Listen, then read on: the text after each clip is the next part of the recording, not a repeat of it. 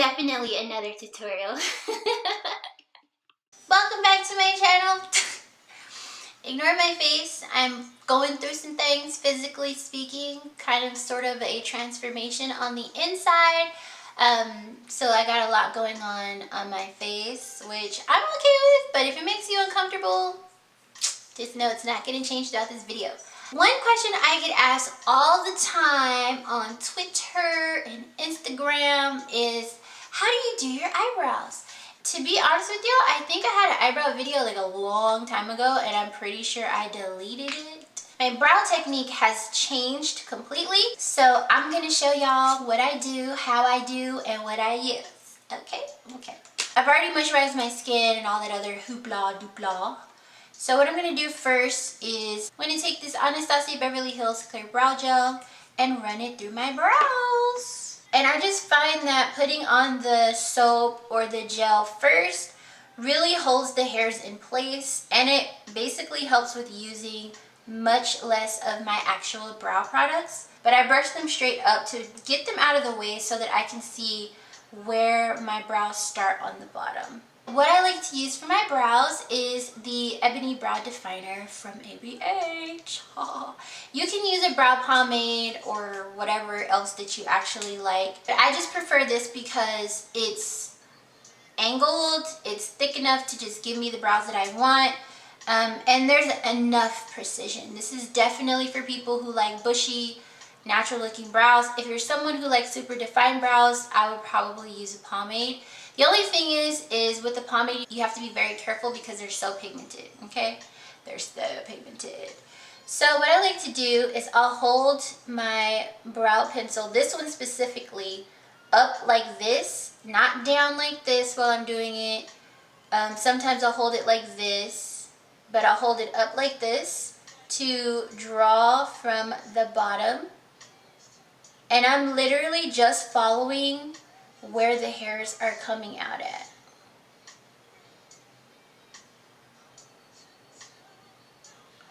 Notice how I started right here instead of up here. I do that because most of the time when I start doing a brow, I'm pretty heavy-handed at first.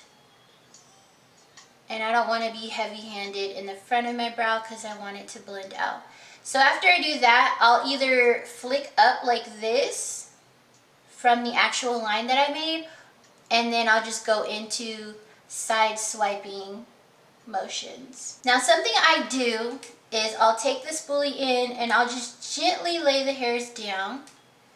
Then I'll lay my, I keep saying brush, then I'll lay my brow product down, and I start at my actual arch point and just bring it on down and connect the two.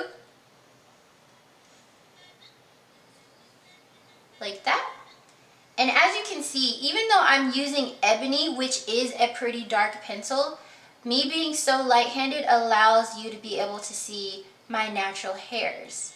Now, if you're doing this with a pomade, that'll be a little bit harder because you're going to have to take much less product and be super light-handed. I'm not putting a lot of pressure on the pencil. It's so much like a brush. That's why I keep calling it that. So now I'm just coming in and I'm using the angled side, and I'm holding it at a degree where I'm able to make lines. And so I'll come up through here and make lines. I don't really worry about the lines being perfect because my brows are not perfect. And I'm going to go back in with a powder in a second anyway. Then what I like to do is I'll take the Granite Brow Powder from ABH, and I like to use this side right here. This is the darker side of it. Then I'll take the, I think this is the 12 brush, like that. So I'll take this and I'll lay it on the flat side of the brush. I don't actually dip in like that because I'm going to be coming in at an angle. And I normally hold my brush the same angle that the hairs are growing. So on this side I hold it this way. On this side I flip it around and hold it this way. So whoop, whoop, like that.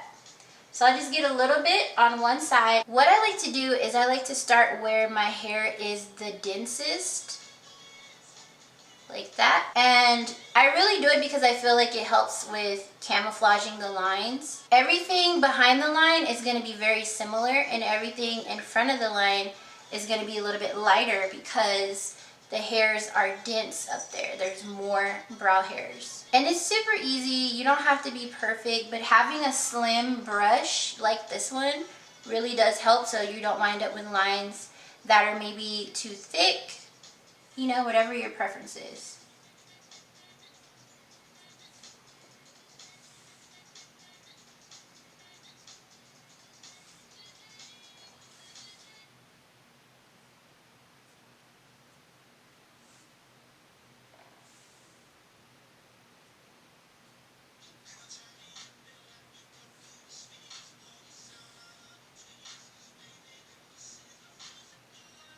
And again, I don't worry about it being perfect in the front.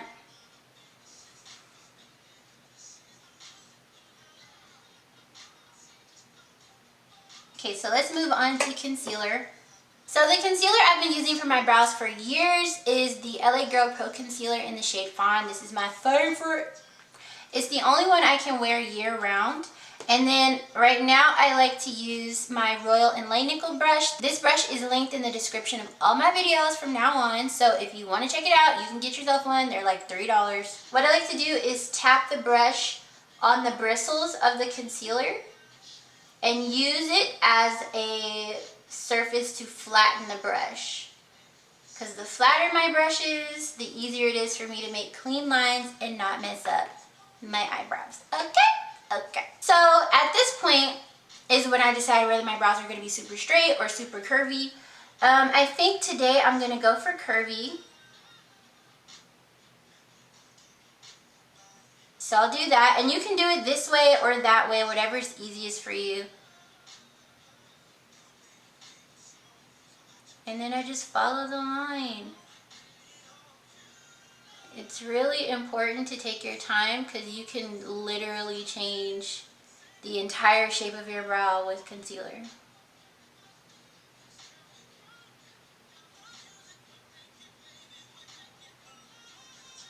And if you're doing your brows the way that I'm doing mine, there's really no room for mistakes because the product is so close to the actual root or the actual follicle of the hair. So if you mess up, you are gonna have to figure that out. And then what I like to do is come underneath very carefully and just even out the concealer.